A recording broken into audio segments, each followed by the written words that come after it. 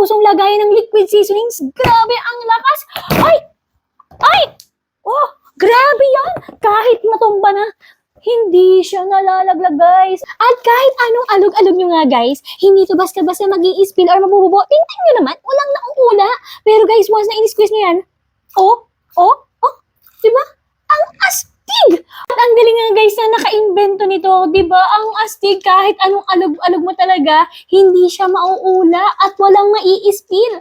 Mag-i-spill lang siya kapag nag-squeeze ka talaga. Tingnan nyo naman at exact amount lang ng kailangan ninyo ang mailalagay ninyo sa niluluto nyo. Panigurado, magugustuhan nyo talaga ito. Pwede kayo mag-order ng 3 or 6.